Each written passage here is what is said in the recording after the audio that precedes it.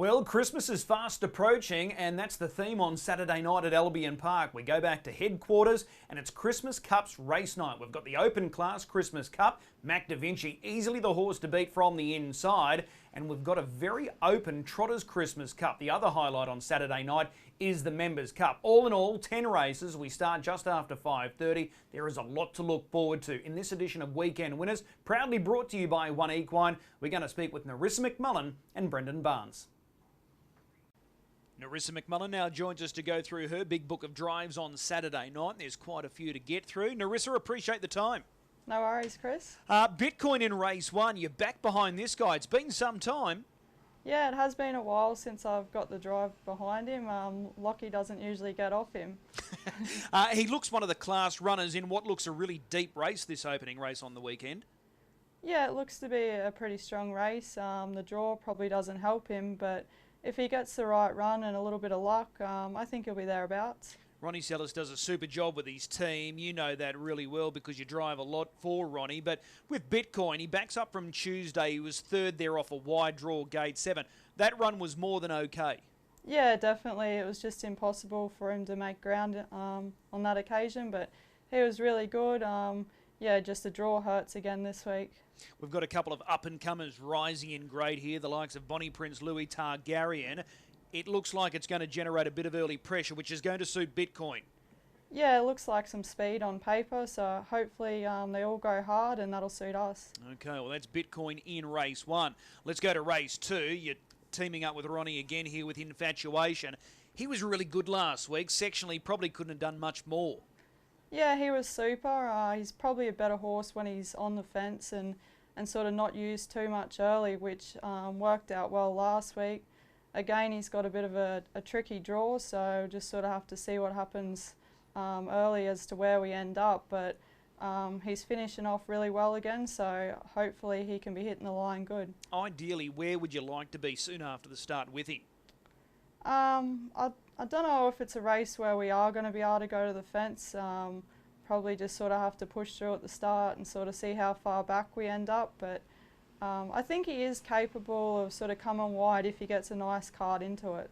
Okay, there's good speed off the front row, in particular out wide. Key Largo, Rock and Roll Classic, So Extra. How hard do you want them to go into that first half?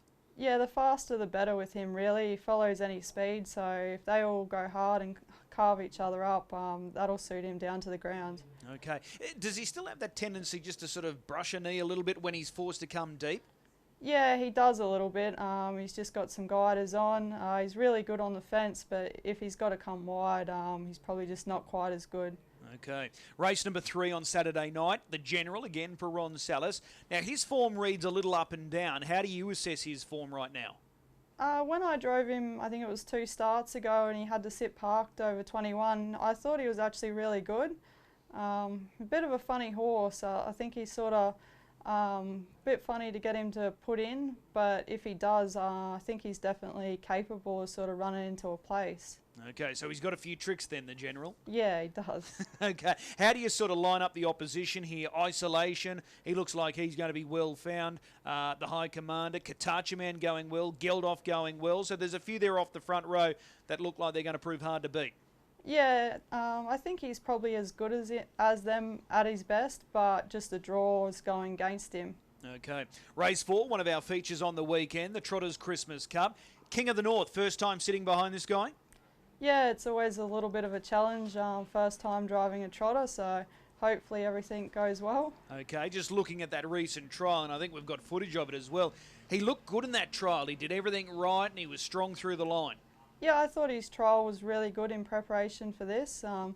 Probably not a bad draw for him here either. If he sort of steps away cleanly, I think he'll be pretty handy in the run. Yeah, it's a good point you raised there, that the first horse off 10 metres, and you're drawn to follow out Stress Factor, Indefensible, 2 reliable beginners. Yeah, exactly. So hopefully he goes away well behind him, and yeah, we shouldn't be too far back. I mentioned this earlier with Brendan. There's no standout trotter at the moment. Would you agree with that? Yeah, exactly. Sort of a pretty even bunch. Usually the one that gets the best run is the one that wins at the moment. Okay. King of the North, first up and at 2,600 metres, but you're confident that he'll be cherry ripe? Yeah, I think he's sort of been prepared for this race and he'll be on top of his game. All right, race 5. Here's a runner of your own in Misdemeanor. Excellent first up run when second. Can she go one better? I'd like to think so. I thought she was really good first up. I think she hadn't raced for about 5 weeks, so she should have improved a lot from that. And she's an honest type, tries hard, so I think she'll be thereabouts. Do you think you can lead here from gate 3? Would be nice to lead. She does have good gate speed, but the sort of the two to her inside have a little bit as well, so we'll just have to come out hard and see where we end up. Does she have to lead to win? No, I don't think so. She raced well with a sit first up, so I don't really think that's an issue. Okay, good chance there, Misdemeanor. Let's go across now to race 7, the Members' Cup here. You produced an absolute gem last week on Golet's, got him into a perfect spot, and he delivered in the home straight. It's a tough draw here on Saturday night, isn't it? Yeah, it is a tough draw. Probably a fine line with him between sort of using him too much early and using him enough to find a position. So we're going to have to sum things up pretty quickly at the start, but a repeat of last week would be perfect. Absolutely. How do you sort of gauge that speed to your inside there? I'll just sort of let him roll off the gate and hopefully a gap sort of opens up somewhere, but there does look to be a little bit of speed, but then again the horses, I think the one horse probably pretty slow out, so that a gap might open somewhere. Okay. Last week a mile, and he's got a recent track record at Marburg over the short course. 2,138 metres, any concern? I've never actually raced him over the longer trip, only because he used to get quite keen early on, but he's settling really well now and become a real good little racehorse, so I don't think it will be an issue for him. Okay. Has he surprised you this campaign, the way he's going? Yeah, he has. I've always really liked him and thought he would turn into a nice horse, but he's sort of just gone to a new level of late and racing really well. Okay. It's a good field though, isn't it, the Members' Cup? There's a few good chances there. Yeah, definitely. Yeah, pretty strong race. All right. Race 8 for the mares here. Bella Bronski drawn gate 1. First time behind this mare? Yeah, first time I've driven her. Not sure if 1 is a good draw for her or not. I just don't know how quick off the gate she will be from there.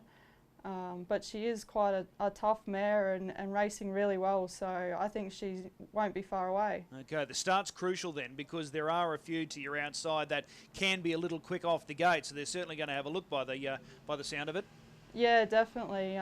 Just hope we don't get shuffled back too far. All right. The last race, another race for the mares here over the mile. Heavenly Wisdom. You're in the lap of the gods here, drawn the inside of the second row. You just need that slice of luck too with her. Yeah, she's racing super and definitely think she's capable of a race like this, but probably not the best draw. We're going to end up back on the fence, but if she gets a split late, she can really sprint, so I think she'll finish off well. Yeah, she is quite versatile, isn't she? You can drive her a few different ways. Yeah, exactly. Probably at Albion she's better driven, a little bit quieter with a sit, so things might work out well. Okay, big night coming up for you on Saturday night. Which one are you most looking forward to? We got a few bad draws, but I think Infatuation, he's probably one that can overcome the draw if things work in his favour. Okay, race 2, number 10, Infatuation. Narissa, as always, appreciate the time. We'll see you trackside. Thanks, Chris. Brendan Barnes back in town this weekend after a stint down in Victoria representing Queensland in the Australasian Young Drivers Championship, and he's with us now. Brendan, appreciate the time. No worries, Chris. Busy night for you on the weekend. It starts in the opening race, and this is a really good race because there's several winning chances here. You're sitting behind Swaggy Shannon. First time behind this guy?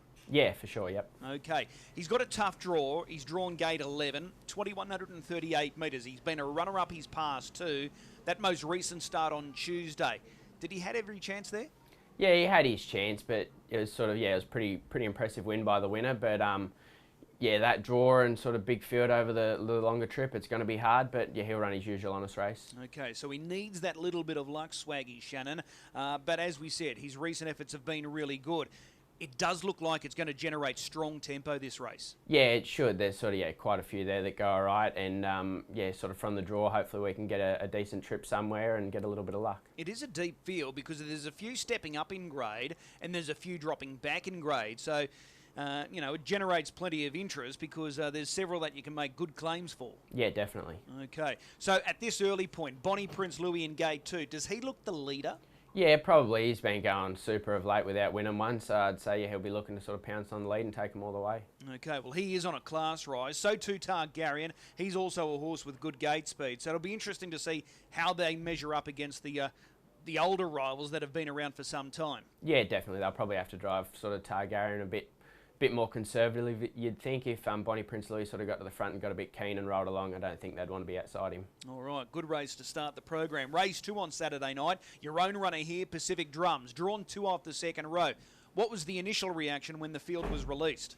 Yeah, probably a good draw for him. He sort of doesn't have to do much early, sort of a smallish field, but he's probably heading towards sort of retirement, so he probably needs to do a little bit more to sort of feature. Has he been a little frustrating for you in the 3 runs back this campaign? Yeah, he has been. He hasn't really been himself of late. He's actually been really relaxed and hasn't been sort of as keen and wanting to do it as he can. But he's getting on a little bit now, and we'll probably give him a couple more starts and sort of see if he's going to look like winning one. Otherwise, we'll give him a retirement, I think. Okay, so we can read something into that. When he's a little revved up, buzzed up, that's normally when he races well. Yeah, obviously it's sort of brought him undone a few times, but he can sort of get keen and sort of get out and roll along and give him something to catch, and if he's good enough, he is. But yeah, he's been sort of quite relaxed. Even when he led there, I think 3 starts ago, he went good and run decent time, but he sort of did it all off the bit, where normally he's happy to run those sort of times pulling his head off.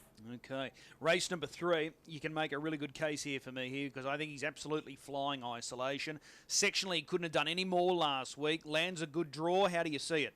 Yeah, definitely. He's going super. He's always tortured with draws, or if he does get a good draw, he gets a bad trip. But we might be able to make a little bit of our own luck and head forward early. And I think he's going good enough to win. How do you see it early? Geldof drawn to your inside. You got a bit of speed to your outside. So how do you think that run into the first turn will play out? Yeah, well, obviously Geldof, he'll want to get as forward as he can and sort of want to lead, but he's not the quickest at first sort of 50 or 100 metres, so something might be able to buzz him. I don't think we might have the speed to, but we'll just want to be as handy as we can and sort of up on pace somewhere. Okay. Were you happy with Isolation last week? Yeah, definitely. His last 5 or 6 runs have all been really good.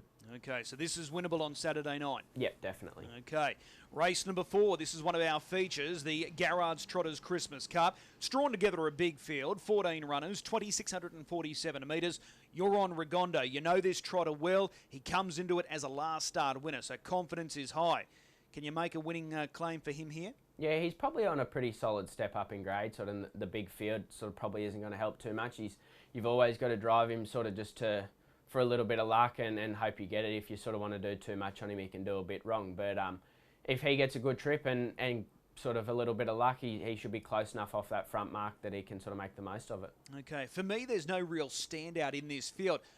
What looms as the hardest to beat for you in this race? There's probably a sort of a number that are all sort of rising in grade and nothing to really sort of take that open class step sort of.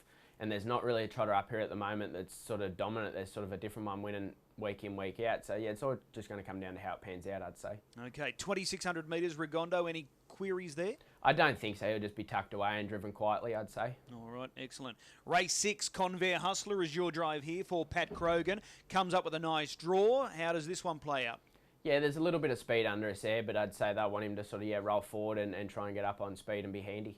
Okay. He's probably just mixing his form a little bit. A few of those runs have been good sectionally, but a few of them have been a little disappointing. But if he brings his best, he should be more than competitive. Yeah, definitely his best as well and truly up to that. Okay. The Members' Cup is race 7, another of our features on Saturday night. Ryan's Gangster. You spoke earlier about horses being tortured by bad draws. He's just not in the mix at the moment. I realise he's ODM, but he's just having no luck. Yeah, not having a lot of luck. So yeah, sort of probably a bit of a buy for him this week from there. But we'll follow him around and hopefully he can just run on and go well. It's a deep field, isn't it? Yeah, for sure. Okay, that's Ryan's Gangster there. Race 8, Miss Strepper. You know this mare well. Drawn 2 off the second row. They're fairly even, these mares' races. She looks as good as any in this race. Yeah, for sure, and she's racing well, and I don't think it'll take her long to sort of bob up and win one of those mares' qualies. She's sort of a sit sprinter, needs to be sort of driven that way and needs probably a little bit to go her way, but yeah, if it does, she'll be thereabouts. You're going to get a nice run through at the start. The horse you follow out is a good beginner. Yeah, that's for sure. So hopefully we can be nice and handy and save her up as long as we can.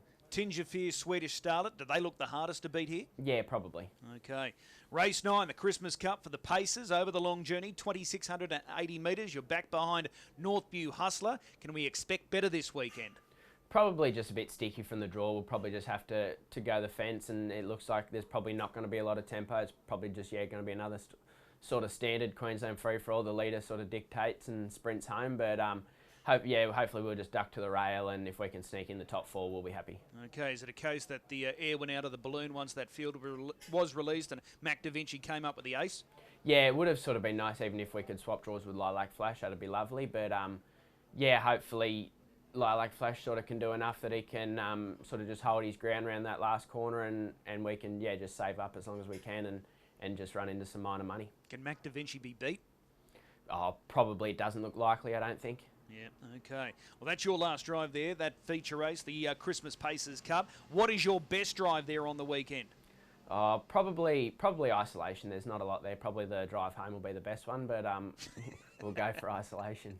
We'll take the tip. Race 3, number 3, isolation. Brendan, as always, appreciate the time. We'll see you trackside. Thanks, Chris. Cheers.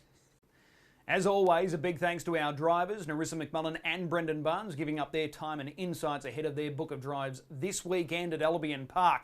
Time now to find a good thing on this 10-race program. I think right in the middle of the card. Race 6, Horse 1, Kiang Marvin. Numerical form doesn't read all that well. Last week, though, he was really sharp sectionally. He comes up with an all-important draw, landing the ace, and I think he can make full use of that good draw. So race 6, number 1, Kiang Marvin, making him the good gamble this weekend. Who knows, we might even get each way odds about him, Kiang Marvin. If you are gambling this weekend, please do so responsibly. We'll see you trackside at Albion Park for the Christmas Cup's race night, plus the Members Cup, the first of 10 getting underway just after 5:30.